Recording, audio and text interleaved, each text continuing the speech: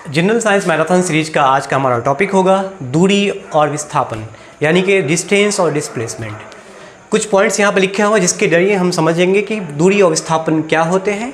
फिर क्वेश्चन करेंगे, बहुत सारे क्वेश्चन अटैम्प्ट करेंगे जिससे हमें पूरा डिटेल समझ में आ जाएगा कि दूरी और विस्थापन में एक्चुअल में अंतर क्या होता है। देखो, होता है क्या है कि जब कोई गतिमान वस्तु, हमेशा ध्यान रखना है कि जितने भी मूविंग ऑब्जेक्ट्स होगा वो समय के साथ यानी टाइम के साथ अपने पोजीशन को बदलेगा, अपने समय को, अपने स्थिति को बदलेगा समय के साथ, है ना। जितने भी गतिमान वस्तु होते हैं समय के साथ। अब ये समझना हमें कि गतिमान वस्तु द्वारा, यहाँ पर द्वारा गलत लिखा हुआ है, गतिमान वस्तु द्वारा किसी निश्चित समय, यहाँ ऐड कर सकते हैं, किसी निश्चित समय में तय किए गए पथ की लंबाई को उस वस्तु द्वारा तय की गई दूरी कहलाएगा, यानी डिस्टेंस कहलाएगा। बट जब हम देखते हैं विस्थापन को, तो विस्थापन में बेसिक यही है कि हमारा अंतिम बिंदु और प्रारंभिक बिंदु, इनके न्यूनतम दूरी को हम बोलते हैं विस्थापन। जैसे कि आप लोग क्लास 9 में पढ़ चुके होंगे, है ना।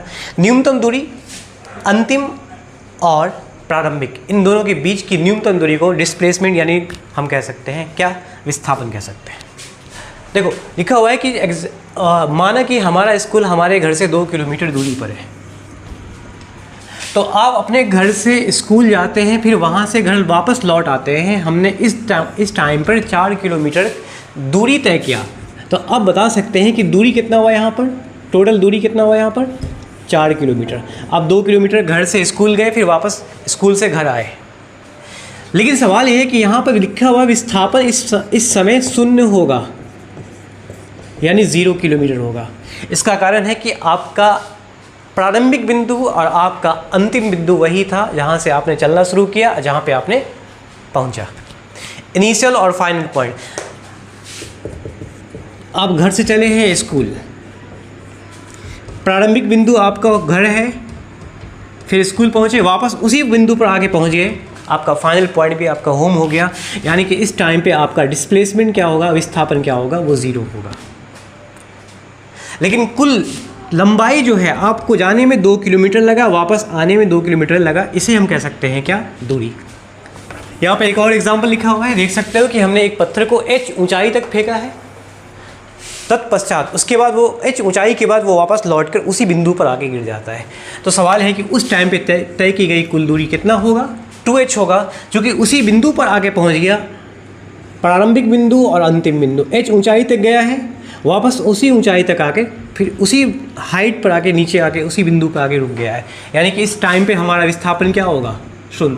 तो दूरी हो गया आपका 2h और विस्थापन क्या हो गया, 0। h ऊंचाई है, h ऊंचाई जाने में लगा और वापस h ऊंचाई वापस आने में लगा, कुल दूरी हो गया हमारा 2h। थर्ड एग्जाम्पल देख सकते हैं। तो थर्ड एग्जाम्पल में लिखा हुआ है, यदि कोई वस्तु, थोड़ा हिंदी एरर है तो वस्तु लिख सकते हैं यहाँ पे, वृत्ताकार मार्ग पर यानी रास्ते पर चक्कर काट रही है, प्रत्येक चक्कर के पश्चात वह अपनी प्रारंभिक स्थिति में आ जाती है ना। एक वृत्ताकार मार्ग है, यहाँ से वस्तु चलना शुरू किया, घड़ी के सुई की दिशा में कह सकते हैं, क्लॉकवाइज डायरेक्शन में या एंटी क्लॉकवाइज, दोनों हो सकता है। एक वस्तु यहाँ से ए से चलना शुरू किया और हमारा अंतिम बिंदु, एक वस्तु ए से चलना शुरू किया और उसी बिंदु ए पर आकर पहुंच गया। तो इस कंडीशन में हम देख सकते हैं कि जो दूरी होगा वो क्या होगा, और विस्थापन तो आप समझ में ही गए होंगे कि विस्थापन जो होगा वो 0 होगा, क्योंकि जिस बिंदु से चलना शुरू किया है और उस बिंदु पर आके पहुंच गया है तो वो एक वृत्ताकार चक्कर पूरा किया, यानी कि विस्थापन 0। लेकिन दूरी जो होगा, इस मार्ग पर तय की गई कुल लंबाई, जिसको हम कह सकते हैं, फॉर्मूला आप मैथ्स में पढ़े होंगे, 2πr, वो हमारा क्या होगा, दूरी। अगरचे वो उस वृत्ताकार पथ की रेडियस दिया हो, त्रिज्या दिया हो, तो उस हिसाब से हम पाई की वैल्यू और आर की वैल्यू रखकर सॉल्व कर सकते हैं, हमारा आंसर आ जाएगा। ठीक है, हमेशा ध्यान रखना, वृत्ताकार पथ पे तय की गई कुल दूरी क्या होगा, 2πr, विस्थापन क्या होगा, 0। यहाँ पर क्वेश्चन को थोड़ा चेंज कर सकते हैं। अगर क्वेश्चन वृत्ताकार पथ ना होकर अर्धवृत्ताकार पथ हो, फिर क्या होगा, एक अर्धवृत्ताकार पथ बना लीजिए, ए और बी।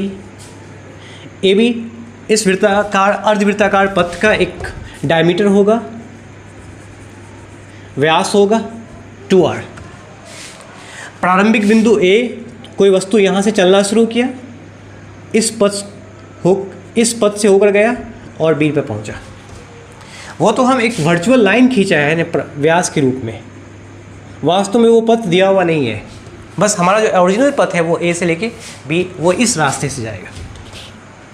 तो वस्तु ए से बी जाने के लिए जो उसकी कुल दूरी होगी वो क्या होगा और विस्थापन क्या होगा। वृत्ताकार में क्या होता है, विस्थापन 0 था, लेकिन यहाँ अर्धवृत्ताकार पथ है तो यहाँ विस्थापन कुछ और होगा, 0 नहीं होगा, क्योंकि प्रारंभिक आपका ए है और अंतिम आपका क्या हो गया, यहाँ पर बी हो जाएगा। विस्थापन न्यूनतम होता है, तो न्यूनतम दूरी के लिए जो त्रिज्या होगा वो त्रिज्या का दुगुना यानी डबल 2r, जिसको हम व्यास भी कह सकते हैं।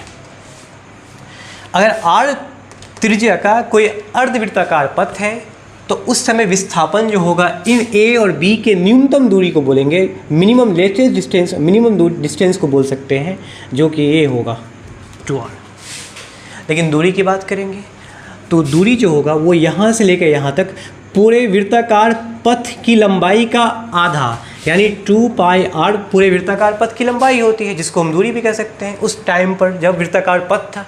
लेकिन यहाँ तो अर्धवृत्ताकार पथ है तो उसका हाफ क्या होगा, 2πr/2। पाई से 2 से 2 कैंसिल होने के बाद हमारा आंसर क्या आया, πr।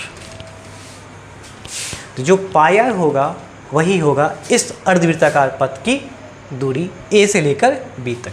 तो कोई वस्तु a से चलना शुरू किया, b पे पहुंचा है, उसके लिए दूरी हो गया πr, लेकिन विस्थापन क्या हो जाएगा 2r, ये जो कि रेडियस r होगा, यहाँ का रेडियस भी r होगा, त्रिज्या r और r 2r हो जाएगा। ठीक है, नेक्स्ट थर्ड क्वेश्चन है, हाँ, दिशा और दूरी का दिया हुआ सवाल है कि एक व्यक्ति 20 मीटर उत्तर की ओर, अब देखो वस्तु का प्रारंभिक बिंदु यहाँ मान लो उत्तर ऊपर की तरफ होगा, है ना, 4 डायरेक्शन होता है यहाँ पर, फिलहाल 4 डायरेक्शन में नॉर्थ ईस्ट वेस्ट साउथ। कोई वस्तु 20 मीटर उत्तर की ओर गया, फिर 10 मीटर दक्षिण की ओर गया, दक्षिण या ईस्ट, पूरा दिशा 8 डायरेक्शन में, 8 दिशा में, यहाँ पे सिर्फ 4 दिशा को दिखाया गया है। ये नॉर्थ ईस्ट हो गया, south east, west south, north west. 20 metre उत्तर की ओर गया और वहाँ से 10 मीटर पूर्व की ओर, नहीं सॉरी 10 मीटर दक्षिण की ओर, दक्षिण नीचे होगा, 10 मीटर दक्षिण की ओर घूम गया। चलो प्रारंभिक बिंदु हमने यहाँ मान लिया, 20 मीटर उत्तर यहाँ तक पहुँचा, फिर वापस से नीचे आएगा 10 मीटर, ध्यान रखना है टोटल 20 है, वापस जो आना है वो 10 मीटर यहाँ तक पहुँचेगा जाने के टाइम में, फिर वापस आएगा यहाँ तक। आगे लिखा हुआ फिर 10 मीटर पूर्व की ओर चलता है, फिर 10 मीटर पूर्व, तो पूर्व जो होगा वो इसके लिए वर्टिकली राइट एंगल पे होगा, है ना, समकोण 90 डिग्री के एंगल पे वो पूर्व की ओर मुड़ जाएगा। एंगल यहाँ पे ध्यान रखना है, 45 नहीं कर सकते, 45 करेंगे नॉर्थ ईस्ट आ जाएगा। 90 डिग्री पे हम देखना है, 90 डिग्री पूरी तरह से क्या होगा, वो 10 मीटर पूर्व की ओर चलना शुरू कर देगा। सपोज ये वो वस्तु यहाँ पहुँच गया, अब सवाल कह रहा है कि उस वस्तु की दूरी और विस्थापन क्या होगा। तो हम जानते हैं कि हमारा जो अंतिम बिंदु, प्रारंभिक बिंदु है वो यहाँ पर है, यहाँ 20 मीटर पहले ऊपर गया, फिर वापस 10 नीचे आया है, फिर यहाँ से उत्तर की पूर्व की ओर 10 मीटर, तो ये हमारा क्या हो गया, अंतिम बिंदु हो गया। अब इन दोनों के बीच की कुल दूरी पूछा जा रहा है और विस्थापन पूछा जा रहा है ना। 20 मीटर जाने में कुल लंबाई को 20 मीटर और यहाँ से वापस आने में 10 मीटर, फिर यहाँ से 10 मीटर पूर्व की ओर जाने में हो गया आपका 40 मीटर। तो इस तरह से सवाल के लिए दूरी कितना होगा, 40 मीटर।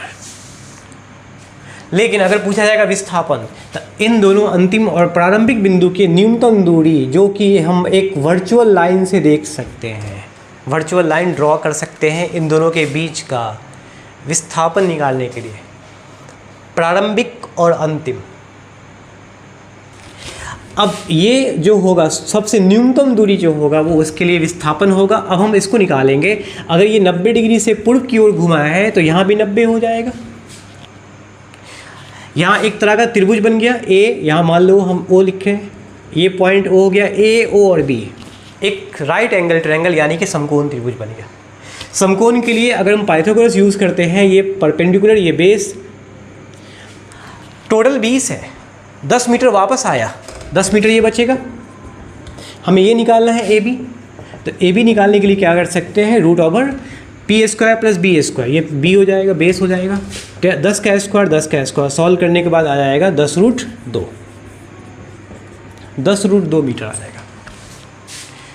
तो अब समझ सकते हैं कि इस वस्तु द्वारा तय की गई कुल लंबाई जो होगा वो 40 मीटर, लेकिन प्रारंभिक और अंतिम बिंदु के बीच की न्यूनतम दूरी जो होगा वो 10 रूट 2 मीटर होगा, यानी कि हम कह सकते हैं वो विस्थापन होगा।